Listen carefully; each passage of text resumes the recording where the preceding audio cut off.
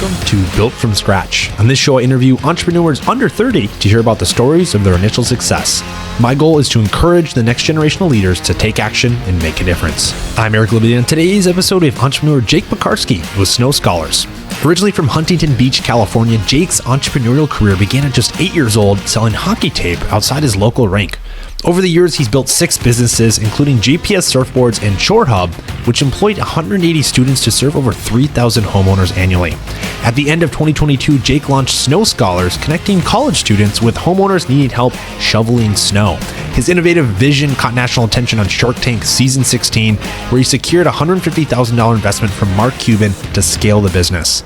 With plans to expand to 26 college towns by next year, the vision for Snow Scholars is just getting started. Jake is only 22 years old. Jake, welcome to the show. A great intro. Thanks for having me. I appreciate it. It's great to talk. Looking at your story, Jake, and I always start every interview with, what were you like when you were younger? And I find stuff all over the internet of you being an entrepreneur since you were just like a little kid. So I'm going to jump right into that, of like that 8-year-old Jake. You're selling, I think it was hockey tape. I'd love to know what was going through your mind. What were you doing at that point? Yeah. So, I mean, every time I've been in school, I've never really had free time. I've always tried to occupy myself with something new to learn, or if I saw someone who was doing something and they didn't do it the best that it could be, I tried to do it better. And so with hockey tape, it was very simple. It was my first endeavor. My mom had a friend in China who worked in Shenzhen, and he was a wholesale supplier for tape, which I happen to play hockey too. And so I bought about 100 rolls to start for $100. I got a loan from my mom, paid it back very quick. And I would basically sit at hockey arenas on weekends before games and sell to parents. And that's, I'd sell it for $5 a roll. I'd buy it for $1 a roll, and that's how it helped pay for equipment. And then, went from hockey tape to surfboards and, a bunch of other Just businesses. kept going.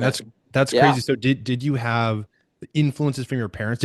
Were they entrepreneurs and they were like, hey, Jake, check this out. We can do this and you need to go sell this tape. Is that how that works? Yeah. So my parents, they're awesome. My dad's an accountant, and he was also a server for 40 years in a restaurant. And then he also owns a sports bar. So he's fairly busy. And then my mom's a nurse. So they've both had different aspects. One's caring and one's like, just go for it and, aspire. And so my parents were very motivating and helpful. I've earned almost everything on my own though. Like, I didn't come from a very wealthy family, but they definitely supported me. So I was very fortunate to have my parents motivate me through this. At least like good influences. So like good influence. It sounds like your dad, he had a little business experience. So Yeah.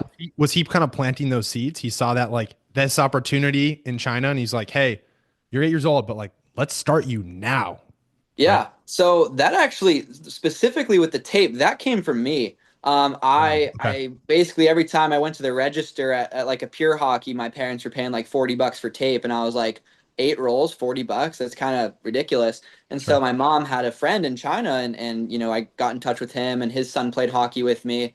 And so he was able to get me pretty good wholesale pricing. And I thought I could, instead of selling to the stores, I could just provide convenience and sell it to families in hockey rinks. Incredible. And to what extent did that business, because I mean, that it was your first venture. I'm sure it was just like a little bit here and there. Like, I mean, how much volume did you actually get at that level at the very beginning? So being a student and wanting to do other things too, I would say I probably sold a maximum of like 10 to 12,000 bucks in tape. Okay. So as an 8-year-old though, I mean, that's still very, very notable. Yeah, it's notable. I've always saved for the most part. So it was definitely a lot for me at that age. And my parents were able to help me with that too. Incredible. Did you like have like Excel sheets going to like, all right, here's all my inventory coming in, then I got to bring this there, and like how much I'm going to get per transaction, how much can I invest back in? Like, did you have that stuff figured out? It wasn't even tech based. I did have a website. It was called Sticky Supply Company. Oh my gosh. Incredible. So it was a big cartel website, yeah. Which was like very like low code, easy to build. I did not have any kind of Excel sheets. I basically just ordered 100 at a time and didn't really keep track of the numbers because I knew every sale I was making money. So I didn't even have to, I didn't have to really keep track of it. Yeah. I would say I had Probably 150 to 200 orders shipping in bulk, Okay. because people found me online too, but most of the sales were in person. Wow. Yeah. So you start this business when you're 8, and then fast forward a little bit down to your high school years. Now you have a surfboard company. And Yes. I'm just curious, like maybe quickly, was there any other businesses that you got in the middle of there from hockey tape to surfboards? Sure. A little unorthodox, but I helped people with English, specifically. Like I wrote a ton of essays. I wrote a ton of, study guides. Okay. And that's, I would basically sell those. So that was like my early high school, late middle school endeavor. But the biggest one is coming up. Yeah. So the it was like kind of like a tutoring type thing. You'd go and Yeah, you'd it get was it was perfect. one-on-one tutoring in my free time. Love it. So then you go into JPS Surfboards, and I'm just going to take a wild guess that you are a surfer yourself. Yes. Yep. So you see this opportunity, and what did you learn from that venture? Yeah, I've been surfing since I was about 10, and I have a ton of surf friends. And, an average board's about $800. And they break pretty quick, and there's different conditions, so you need a couple. And so it can get pretty expensive, even though it's a free sport, but it can get pretty expensive for the equipment. And so what I would do is I became very interested in learning how to shape. And just 2 blocks from my house, there happens to be a world-renowned shaper that I got to, work for free and intern and learn all the ins and outs. Then basically I created my own brand, and I would sell a board for like $400 to $500, so a little bit more affordable, a little more customization. And I sold to almost my whole surf team, hockey coaches, friends, family. My surf team probably had a good 80 to 90 kids on it. Lifetime probably made about 300 surfboards. Oh my. So Yeah, colors and all kinds of designs too. for our listeners too, if anyone's curious on what that looked like, there's a really cool video of Jake making surfboards. I don't know what you were doing, but it's on YouTube, and that looked crazy. Yeah, yeah. If I can touch on that, I was Go for it. laminating, hot coating, dropping in some fin boxes, putting on any color work, making sure the fins had the right angle. There's so much math in making surfboards, so it's not for the faint of heart either.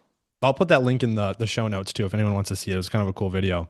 Sure. Why? So you $800 is a typical surfboard. How could you get it down to 400 to 500 for yours?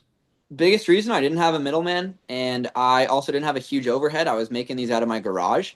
And a lot of these big guys have admin, they have staff, they have an assortment of products. I only built, for the most part, short boards, so I wasn't dealing with all different kinds of foam and SKUs and inventory. I was just building a very basic product that served 80% of the surf market, and that's how I was able to undercut. Okay.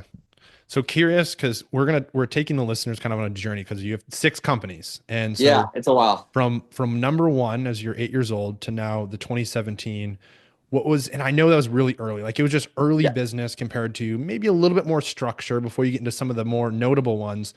What was the biggest change from business one to business two that you had? So it's been a while. I could probably provide a better reference going from Chore Hub to Snow Scholars. But I would say the biggest thing is I definitely learned how to build a team because I had a couple people helping me, like laminating and hot coating and sanding and shipping. And I had some people help me on the side, whereas the hockey tape thing was just by myself, and I really only had to control myself. You had to have other people involved. Okay. No, love it. Yep. So Yep. we come into 2020, and this is towards the end of your high school career. So this is so Yes. 2017, I would imagine you were a freshman, sophomore in high school, maybe somewhere in Yeah, there. 2016, I was a freshman and graduated June 2020. Okay. Well, So we're earlier, same yeah. class. I'm the same, Yeah, same started class. 2016 to 2020. And then towards the end of your high school career, you launched the company called Chore Hub, Yes. and really unique story how that started. Please go into the inspiration behind it, like how this Yeah. even started. Because, and just for the listeners, it evolved into more of like a chore completion company for neighbors, but it had a crazy story to start. So start there, Yes. Jake. Yeah. And this Chore Hub employed about 180 college students from LA to San Diego at 3 or 4 universities, roughly.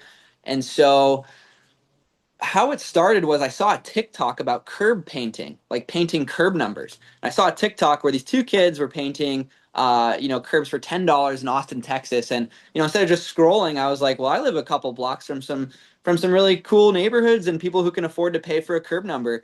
And so I saw that TikTok. I went to Home Depot and I bought like $25 worth of paint. And that first day I made 275 bucks. And I was just painting curb numbers, just white and black. And I actually painted and sold door to door over 9 months, probably just under 4,000 curb numbers. Wow. And so it was a lot of door to door. That taught me how to deal with good and bad customers and all kinds of insightful items. But basically, when I went door to door, I collected emails, phone numbers, addresses, names, professions, and I'm so lucky and grateful that I did that because I was able to send out mass communications to these people that I've already had face-to-face connections with that they trust me on this minimal service I've delivered to them for a minimal price. And then basically almost overnight, I got a good 400 to 500 people to sign up for an annual subscription to unlimited lawn care, window cleaning, gardening, and discounts on other services that they could use around the house. So I'm curious because I want to know the getting their profession, their email, their text. Did Yep. that did that start at the beginning or that was a little bit later on? Was that at the start? Yeah, so I would say so the curb numbers lasted about 9 to 10 months, and for the first month or 2 months, I was just making a really good amount of money, probably 12 to $1,500 a day, and then I was like, okay, but the second I stopped selling curbs, what's left, right? Like, what do I do? Exactly. And basically, I was like, okay, I'm meeting all these cool people, I'm going to these great neighborhoods, and, like I'm meeting all these cool people, but I've only collected information from a select few. And so basically, when I went door to door, I was like, okay, I need to get as much info from these people as possible for personal connections, professional connections, and maybe labor down the road. And so Was that's that your how. thought or was that like a mentor that was helping you? Hey, you got this crazy business. Go get contact information. So that was myself, but I do have a Unbelievable. ton of really cool mentors. Most notably, the former chief operating officer of Deloitte, the founder of Best Buy, the founder and operator of Great Wolf Lodge, top 50 landowner in the U.S. Who lives local, and so plenty of people I've came into contact that have taught me more You, things you along the way too. probably just kind of absorb some of those ideas. Like they're just you get ideas, maybe a different idea, but then it kind of circles around. You're like, okay, then it's like at least it's just a seed that's planted, Right. and then you come to, all right, let me figure this out and start getting because it's so valuable. Like at the very beginning of a company, you don't have any resources to pull Yes. from, Yep. but you're starting, and now you get their contact information. And in a sense, that's not monetary, but there is major value in a simple email list, text Yes. message list, knowing Yeah. who your customers are. So now you're selling these maybe 40 to 50 addresses a day, and Yes. you get to the point where you're tired of it and you're like, you know what? There's a dead end. I stopped working. And now tell us what happens next. Yeah, so with Chore Hub, it's been a bit since I started. I started it in 2020, right before COVID happened, before I got out of school. I had all those customers, and I didn't really have a software, so I had to make a custom software for it and to handle all the scale. Software is the key to growing any large business and maintaining multiple locations as well. Just to touch on that really quick.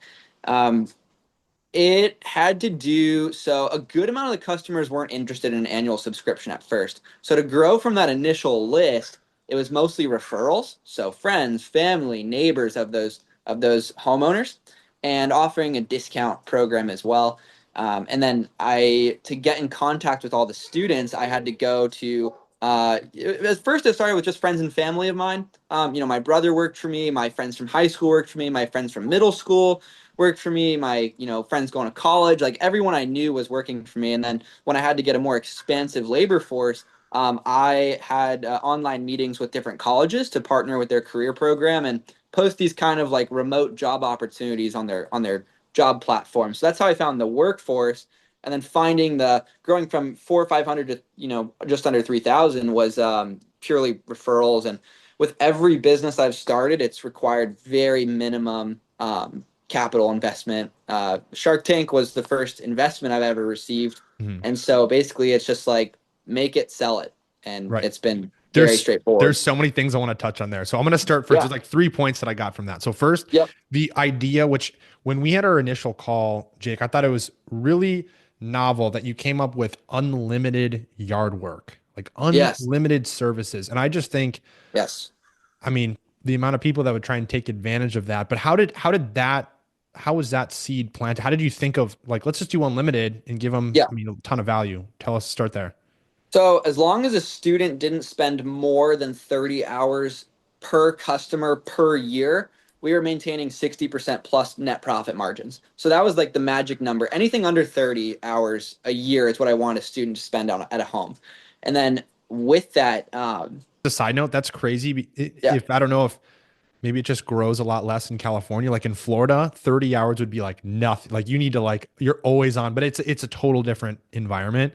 But yep. 30, it would be 60, 100, 200 probably hours. That's what I could expand on too, is my customers had relatively small lots. Real estate is very expensive here. Land is way more expensive than the actual home itself.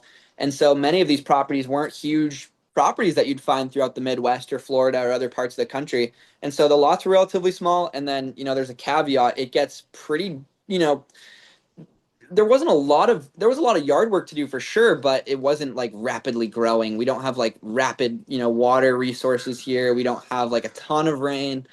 So and it was a slower season prior to spring. Like during the winter, we had hardly anything to do for the Right. yard work side of things. Yep. Right. Very interesting. And curious, how did you Yep. decide?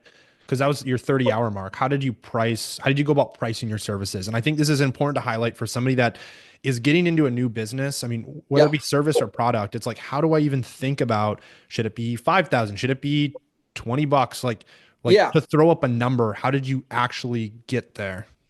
I started at 995 a year, and the biggest $995 a year. And the biggest reason why I did that is because just like the curb numbers, for the first couple clients, I mean, we had a mass amount of clients sign up overnight, but we for the first quite a few, I did a lot of the work myself.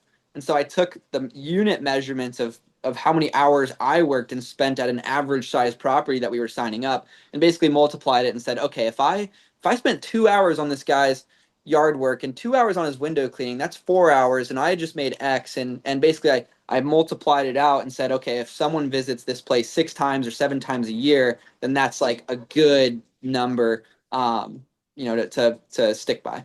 What advice would you give to someone when they are first starting, if they are trying to make that decision on how to price? Yeah. So my advice is to basically whatever you would do it for, charge 4 to 5x. And so what I mean by that is like if I would shovel a driveway, like in my most recent business, Snow Scholars, if I would shovel a driveway for $15, I would charge a customer about 75. So yeah. You continue on this business, and I think one of the things that I also wanted to touch on with it was a Yep. difference between Chore Hub and then Snow Scholars was building a team. And so you touched on building a team with a lot of friends, families, Yes. cousins, other friends in other locations. And Yep. I, I would love to know, like in it, I'm sure your hiring practices are different, but like what were you doing then as opposed to maybe, and we're going to go into Snow Scholars, but what you were doing Yep. now, what was the biggest difference? So it was very bare bones. I had no idea how to grow something that large at the time. And so I really just it was friends and family. Like my brother was like our COO. I was a CEO. I had a couple salespeople on the ground. I had a couple of managers on the ground, and this was all college students, mostly friends that had just gone off to college because I just graduated. And so friends that went off to college were like my managers, and so it was working with friends and family is great. It's just you need to demand a certain, there's family and then there's work, and so I really had to. I felt really hard delegating so much work to friends and family and like giving them like these 40 hours a week, responsibilities. And so with my new business, it's actually a lot of it's outsourced. But I really just worked with friends and family, and it was actually really easy because I've heard some horror stories about working with family, and so I have a really tight family and friend group. So it was helpful It to just, work with them. when setting expectations with Yeah. a family member, there's like kind of that bleed of like, like, I like, Yeah. yeah, like we're like buddies and like I don't want to like overstep. So Yeah. do you have any experiences where you maybe had to at that point let somebody go, like they weren't Yeah. doing a good job at that point? Like how did that lead up? Because I think that, and I guess to pull into my experience, when you Yep. first start, you hire all your friends and family. That's like those are the people Yeah. who are starting, but then you kind of shift out of that. So what did that Yeah. story look like for you?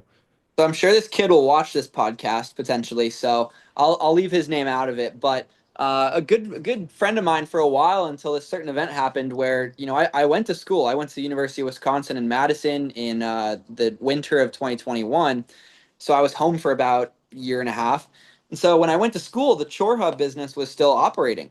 And so I was like, okay, I have a software, but I'm not on the ground. I need someone on the ground. And so I basically gave this role to one of my best friends, gave it to him. He didn't, he worked with the company, but he promoted really quick because he was my friend. And so he was like, okay, I'm only receiving a cut. I was giving him 30% of the time, which was a chunk, but he was like, Jake, you're out of town. I want 70%. And he started to propose different solutions to me, and here's him with all this raw data, right? Like, website access, customer lists, student employee list, or contractor list. And so, he had all this raw sensitive data, and I was over here going to school in Madison. Like, what was I going to do? And so he was like, okay, Jake, while you're out of town, I'm going to keep 70, you're going to keep 30. And while you're in town, I'm going to keep 60 and you're going to keep 40. And I was like, okay, so I gotta let this kid go really quick.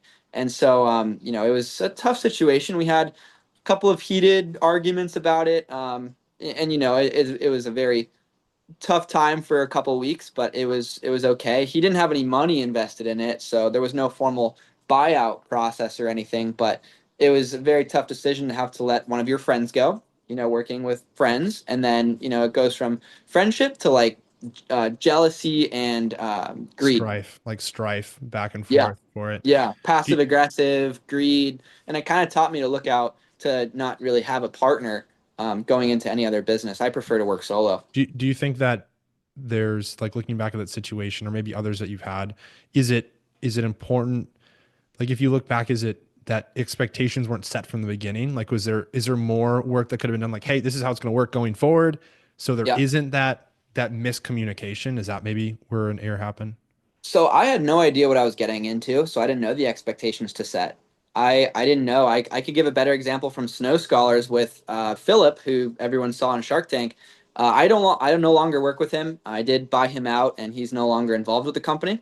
And so, I was hesitant to bring on a partner at first. However, I did set expectations. I said, "Hey, man, you're gonna be working 80 hours a week in the winter. You're always gonna be on call. We might need to get a very large amount of people together on a moment's notice. It's highly stressful." And so I had some barriers set up for bringing on a new partner, and it was very smooth for the first year with Philip.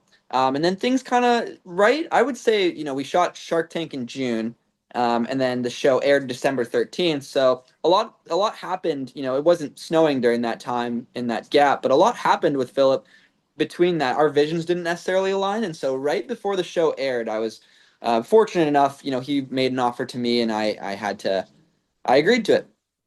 Sometimes Yeah. you go into those situations, and I haven't been. I think in some areas, like you've had more experiences of that because you've been in multiple businesses up to this point Yep. of your life. Yep. But sometimes you don't know the expectations is set in like one of the things that I'm learning actively is how valuable it is to communicate when things come up. Like if there's something under like an elephant in the room Yeah. that should be brought up, it's like bring it Yeah. up. Like bring it up right away, direct. Like this is Yeah. how it's going to work. Because the more it's just kind of like I'm not really sure how this is going to progress. Yeah. You're walking into a trap. Yeah, and I've got a couple sentences on that. So, for one thing, expectations will always change, but the vision shouldn't. And so Philip and I had the same vision, and his vision started to deviate. And it was my company overall. He didn't have any equity yet, and so he had a buy-in agreement, and so I was able to have him be removed from the company. So expectations can always change, but the vision needs to somewhat stay the same because then you two are aligned with the greater goal. That's what I would add about that. Right And on. yeah, Right on. Yeah. And I'd love to go into, so you're working on this business. I mean, build up a massive client list, 3,000 homeowners annually, yep, and you're at the University of Wisconsin and you see this opportunity open up in the winter of 2022 right, and there comes Snow Scholars. So Jake, just yep. brief us on what does that business do first? Sure. So Snow Scholars is a residential hand-shoveled snow removal business that employs college students at several towns in the Midwest, and we're aiming for 170 towns within the next 5 years in the U.S. and Canada. I'd love to know how many times you've said that, the Yeah, pitch. probably. Thousands. Yeah, I mean, because for preparing for Shark Tank, that alone was a good 200 times, maybe, a That's so little great. less than 200, but Yeah, it was a yeah, lot. And yeah, it was yeah. a good amount. Yeah. So good. So you said earlier a lot of the businesses that you started have been Yes. low capital investments. Was it the same for this when you first got in? There wasn't, you just kind of bootstrapped your way when you transitioned from Chore Hub to this? Yep. Same. So all bootstraps. And basically what I did was I used Nextdoor. And Nextdoor is a free platform, an online platform where you can post to local neighbors. And I did this. It worked for a little bit on Chore Hub, so I took that over to the Midwest and posted in Madison. I said, "Hey, I'm a student and looking to shovel homes. I've got a couple buddies that want to shovel homes." And so that was a free posting. And very similar to how I got a lot of signups with Chore Hub, overnight, well, maybe in the course of about a week, I got about 34 signups that first snow season, and then 33 out of 34 stuck. And I knew I was onto something because we had a high retention rate. Kids were making about $25 an hour, now $35 an hour, and that's what definitely by a long shot, 3 to 4 times. It's 4 times the minimum wage, and definitely 2 to 3 times what any other job pays on campus. So kids are flocking, and we're still working out some kinks, but kids are flocking, and we're now at scale. It's a great time. Incredible. So your first, when you're thinking about launching this business, did you have the idea for like, you were like, you know what, I want to start this company? Or was it like, I'm just going to, at the beginning, I'm just going to go Yes. and do some side work? What was the Well, vision at the very beginning? yeah. So with Chore Hub, at one point we offered, like, I think it was almost 40 services, and I was like, oh my gosh, such a huge headache. And I was like, okay, when I transferred to Wisconsin because it was during COVID. I didn't go to another college prior. It was all online college, and so I transferred in January of 2022, and that's when I started it. And I was like, okay, people don't really need yard work or anything right now. Let's just try snow. And so snow was the number one service, most profitable, most needed, most applicable. And a fun fact, every major city in the US, by far that I've researched, that has more than 10,000 people living in it, you need to have your sidewalks cleared, or else you're fined anywhere from $50 to $300 per snow event from the city. So that kind of makes, yard work and other things are kind of a commodity, but snow removal, if you don't have your stuff cleared, whether you're on vacation or if you're busy with work or you're just flat out lazy, if it snows 15 to 20 times a year, you can be looking at thousands of dollars in fines. And that's why almost everyone looks for a service like this. Incredible. So you Yeah. you put this post up on Nextdoor, you get 34 customers. And Yep. what was after these 34, you obviously see there's an opportunity here. How do you Yep. get up to servicing all in that Wisconsin area and now starting to jump into other city? Like, is this Yep. continue net? What does that look like? So with Shark Tank, and then prior to Shark Tank, with all of our marketing efforts, yard signs, got away from the door to door thing. So yard signs, flyers, news stories, and then relatively a couple of local paid newspapers because it reaches the older clientele. Currently, we're at about 620 customers, and we've had the opportunity to have way more customers, but we want to control our growth.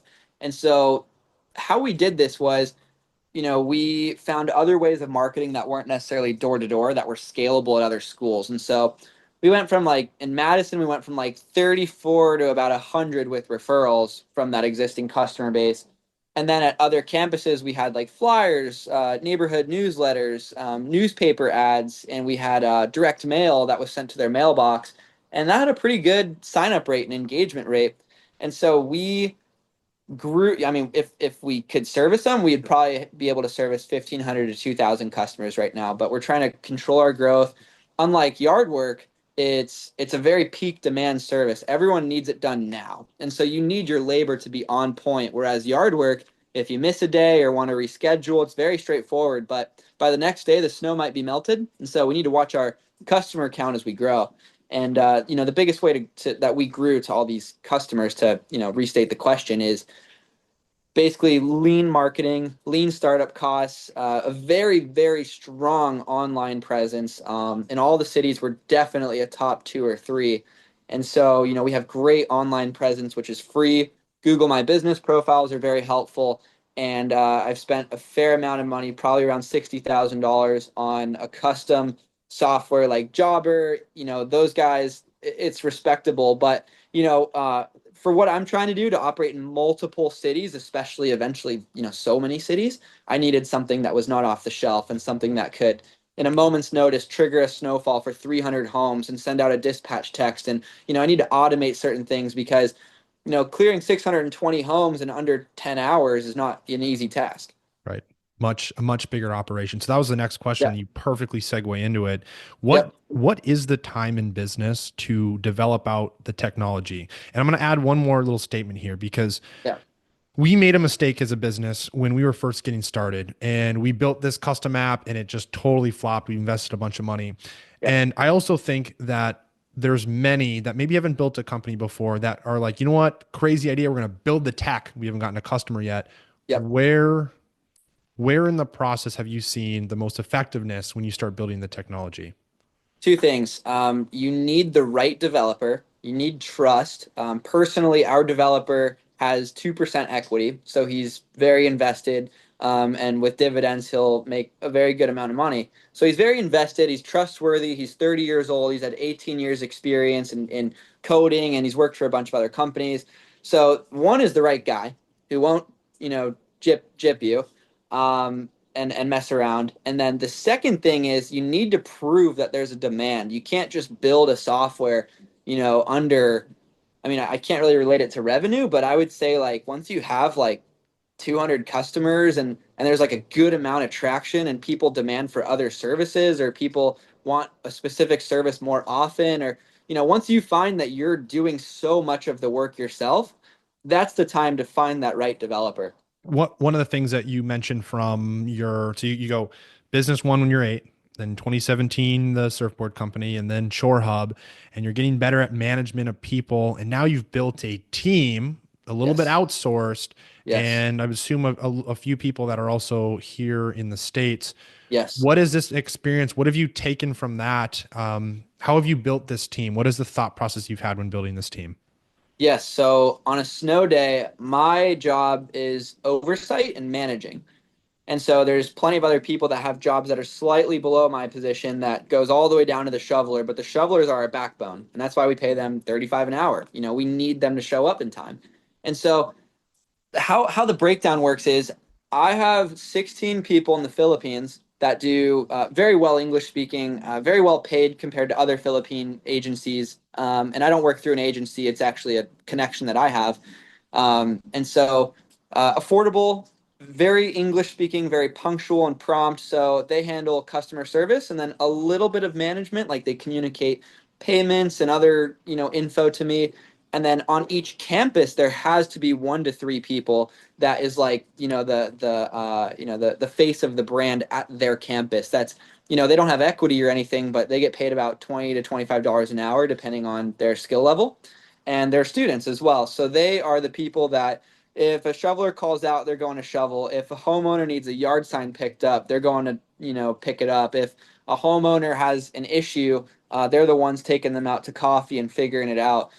They're the ones placing those yard signs, organizing the teams to distribute flyers, a couple months before the snow starts to fall.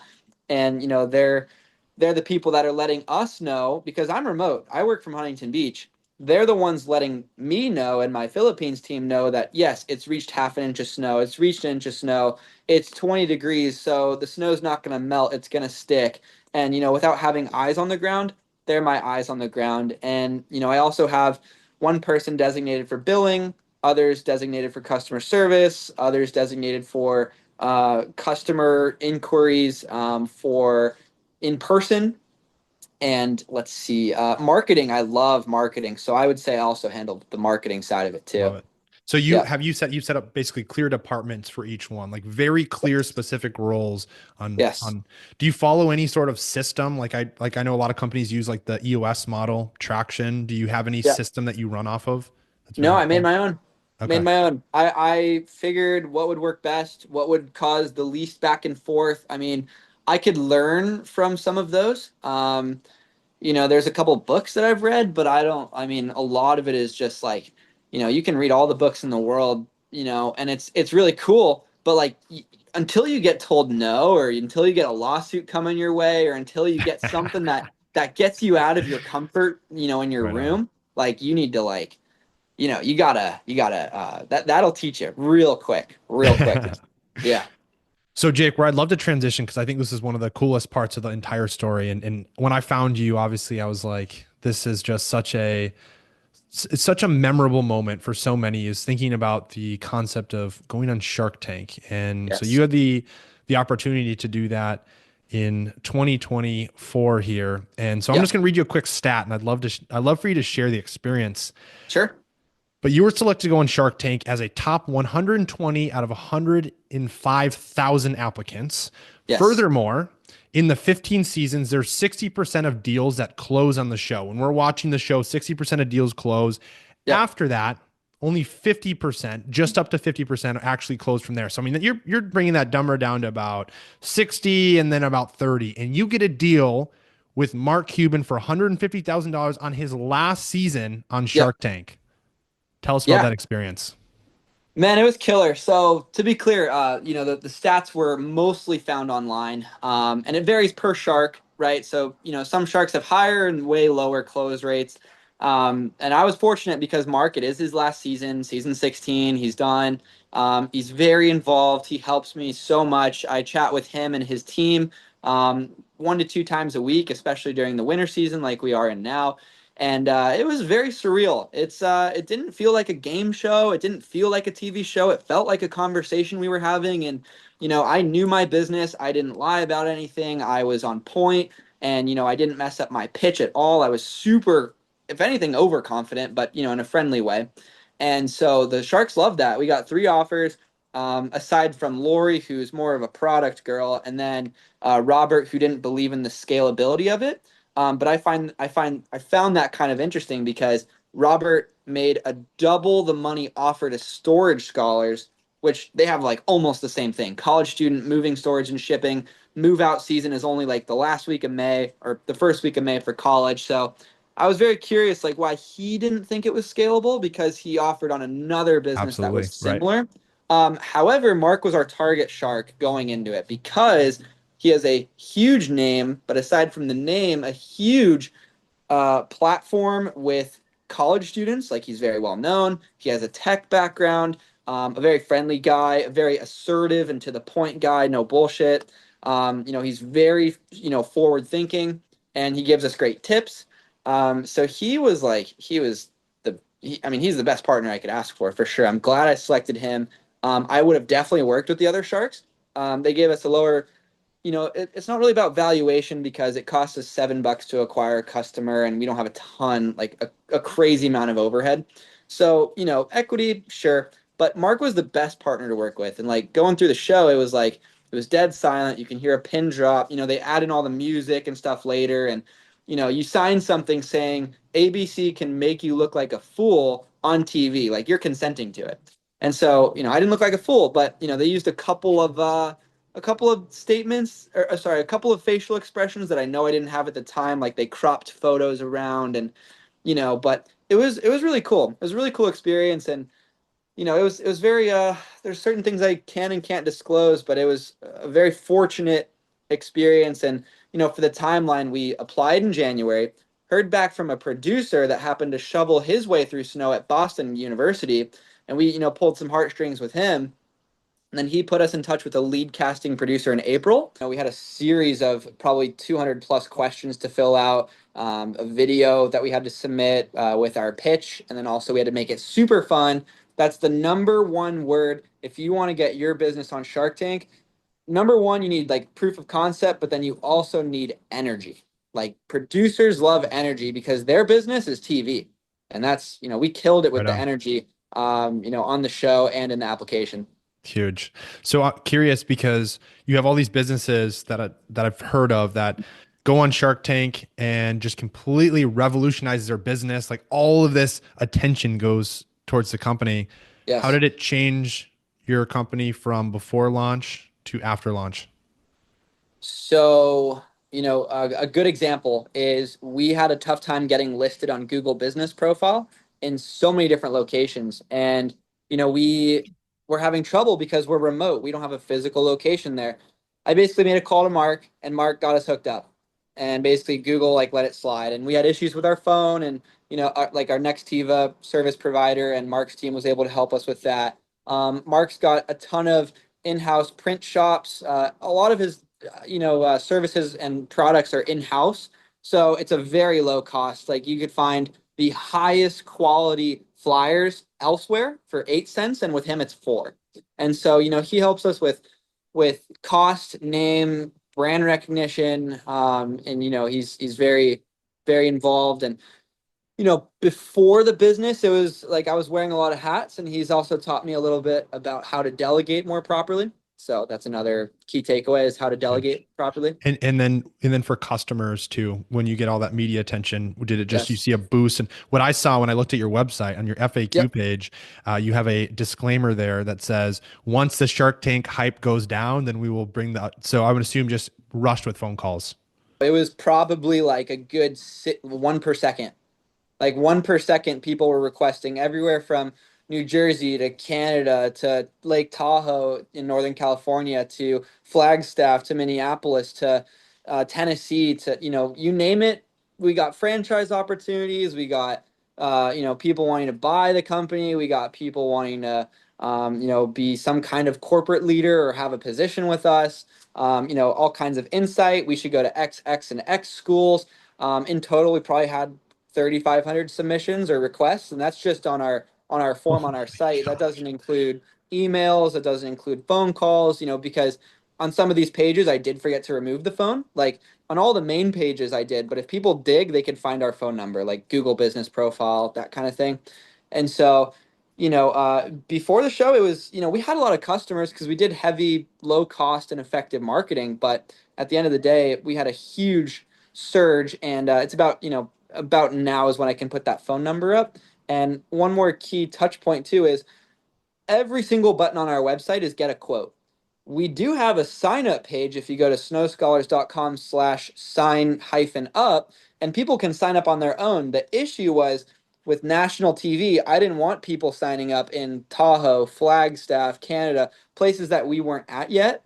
And we didn't know which schools we were going to yet at the time. We kind of let the viewers tell us where we should go. I mean, we have an idea, but we got a huge influx from like Worcester State in northern Massachusetts, and Marquette in Michigan. Like we didn't have plans to go there, but we're gonna go there because like a good 50 to 100 people filled out a form from those cities. And so it taught me a lot about where the direction of the business can go. And when you have the hardest 15 to 20 days a year of your year, it's very cool to see that there's so many people that are like, this should be here. I would pay this. I would, help with X. Like there was so much validity, and that just gave me more motivation to keep going. And it's very hard because there's all this prep, right? You assign routes, kids say they can work, and what happens if it doesn't snow that half an inch or an inch that was expected to fall? That's like our dispatch height.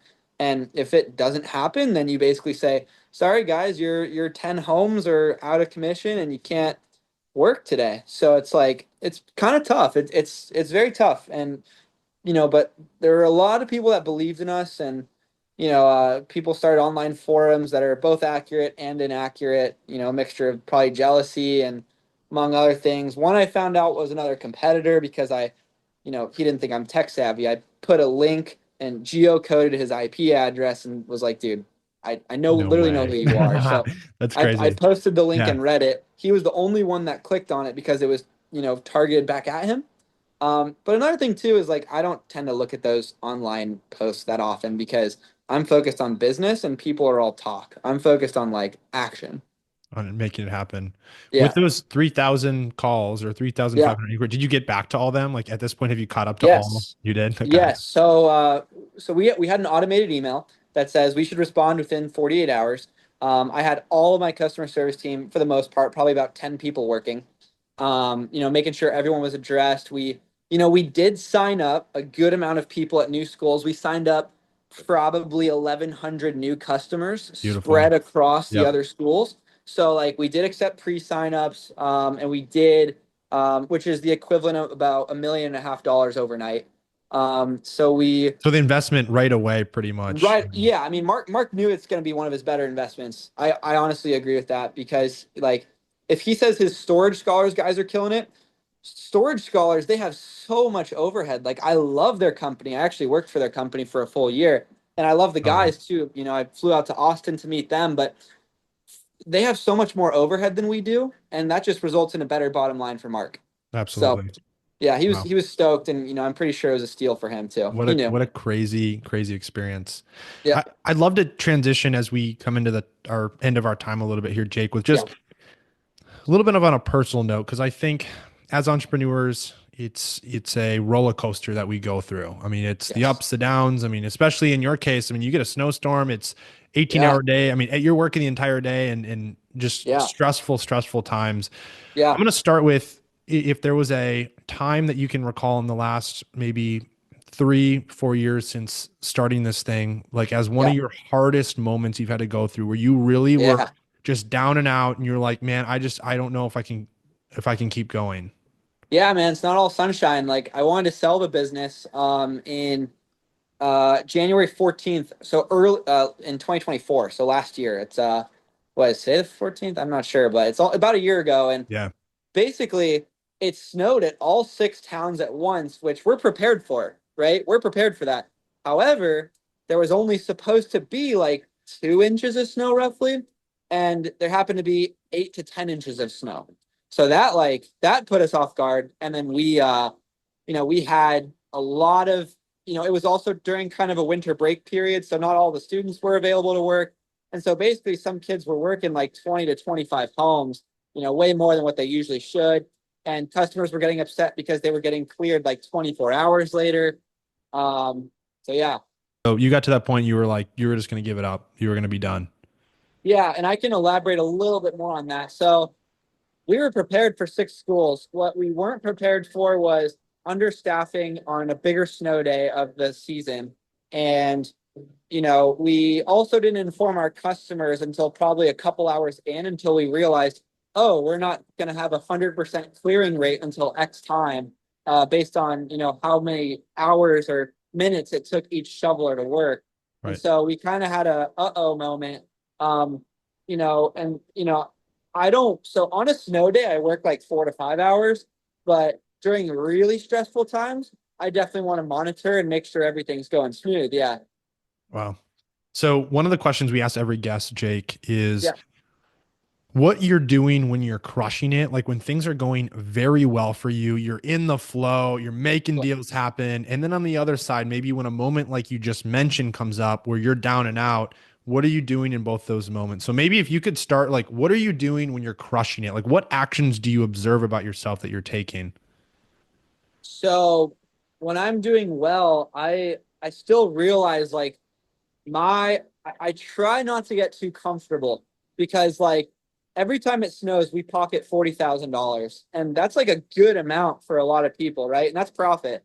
Um, and so like that's a good amount, but that you know it's tough to not get comfortable. So I try to like say, okay, I need to grow or I need to do better. I need to increase my margins somehow. And our margin's great, a little north of 72% profit.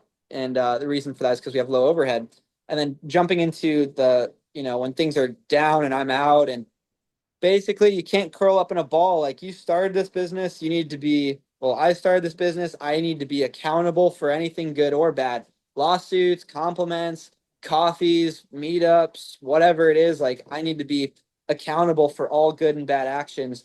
You can't curl up. You need to just, get through it and know that time goes by. And like a good reference is like I used to hate presentations, and like now I could talk to anybody. Like I used to hate, or I wouldn't say hate, I used to be afraid of what could happen. Like, high school, right? Like, some of these viewers might be high school wanting to start a business. If they go to, if they have like a huge project that's like their final for like a presentation and they're afraid of embarrassing themselves in front of their classmates, they, time passes. If you mess up, your classmates won't remember in a week, right? And customers, maybe there's a couple customers that are really anal about their service. And so as long as time will pass, and it'll be okay. Like, there's ups and downs with every company. The founder of FedEx had $5,000 left in his savings, and he happened to take it to Vegas and turn it into $30,000, and that's what kept him in business. And like, that's, I don't relate to that, but he basically was able to. I mean, he was at the lowest point of his career, and all of his investors weren't willing to give him a dime because he wasn't profitable. And none of them really saw that huge vision. And look at what kind of company that is today. So you need to keep rallying and going forward and making progress. I would definitely like to substitute a couple of the days I've had, but overall, it's a huge learning lesson, and nothing that any book can't teach you for sure. So, you know, you got to experience that sink in your heart when it's like, holy shit, like I lost 20% of my customers in 2 weeks. You gotta have that sink, right? Where it's like, wow. So Huge. If you could yeah. go back to 8-year old Jake Yep. and give yourself advice, what advice would you give yourself? I would say take coding classes every single day. Not Like, what I expected, but great. yeah. So like, number one, like there's no real perfect time to start. Like, if you're a kid, you're gonna have friends. If you're in college, you're gonna have extracurriculars. If you're an adult, you're gonna have children. You're gonna have a full-time job if you do. And so there's no real perfect time to start. So I would say just start as quick as you can, make as much progress as you can. And then to my 8-year-old self, I would say, build some more technical skills. So coding, I would learn. I mean, and all this stuff evolves, especially since I was 8. But coding, SEO, Um, I would learn how to be a good people person, and I would try to put myself in as many team projects as I can, because I'm a solo worker, but I have a team that I'm managing. As far as partners, I don't really have any besides Mark, but I don't have any except for Mark. But I would say try, if you can be a people pleaser, work really well in a team, be dependable, and have a couple of really good technical skills that a lot of other people are kind of in a gray area about. Like coding is one of those big ones. There's guys who can do like really low performance, then they can code anything. And Hmm. so like, I would say build your skill set early, try and have, limited, or, your free time should be productive is what I would also say. So, Right on. be So, a kid, but like I had a great time selling hockey tape when I was a kid. Like I was able to make enough money to like, buy my equipment and, talk to people and learn customer feedback at an early age. So, those are a couple things I would right I on. would tell anyone 8 to 18. When you picture Snow Scholars at the very Yeah. top of its game, Yeah. it's made it to the pinnacle, the peak, Yep. exactly the mission and vision that you've set out to be. What does that look like to you? Yeah, so I've driven to probably over half of the college towns that we're expanding to, of the 170 that we've mapped out. And I've surveyed customers door to door, and from that feedback, I can anticipate the business will probably have 25 to 30,000 customers, and then do a top line revenue annually of 100 to 125 million a season. Of course, profit will slide at scale, but it's very healthy. It'll still probably stay above 40 to 45%, probably above there. And so at the top of it, you know, like some of our shovelers are making a crazy amount of money too, like a good $4,000 a month. And they can still focus on being students, so there's that side.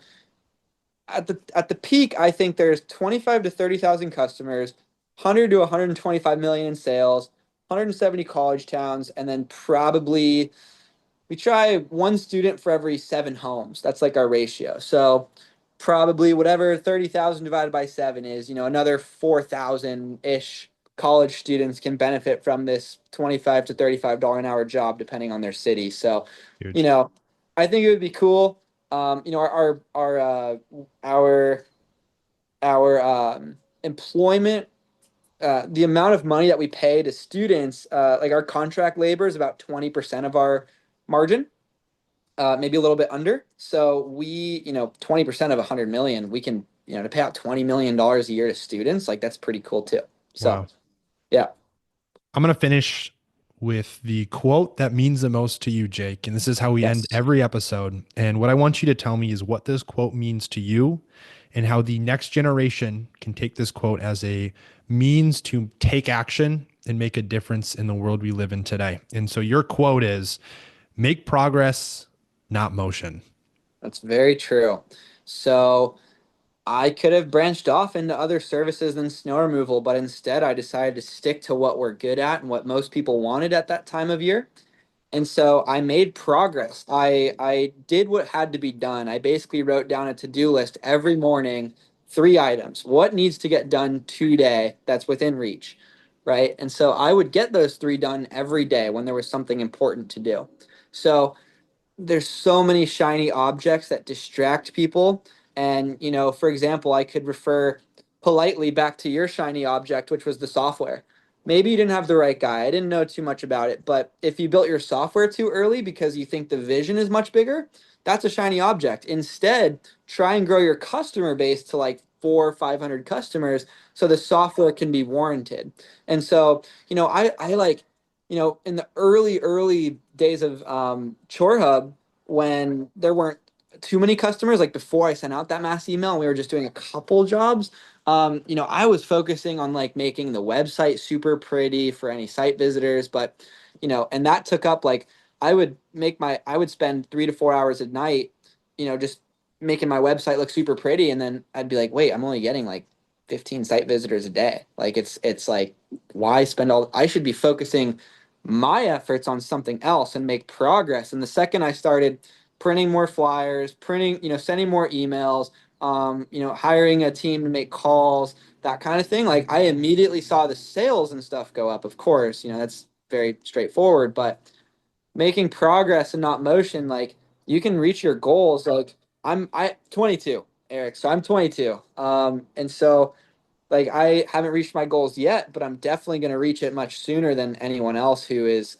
focusing on the wrong thing at in their business. And I'm not perfect, right? Like sometimes I like to focus on other things, but I'm not like a robot. But I just you gotta everything needs to warrant.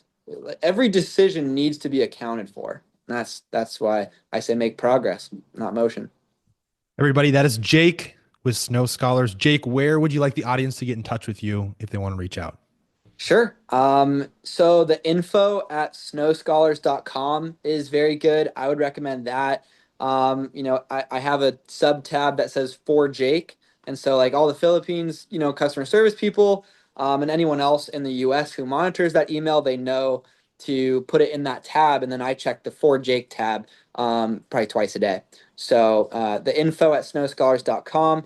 I wouldn't recommend reaching out through phone, but just an email, shoot me an email or shoot me a LinkedIn request too. I've been pretty good at getting back on LinkedIn. So you can do Perfect. that. Yeah, Jake, we appreciate your time today. you got it. Thanks for having me, Eric. It's a great Take care. time. Thank you.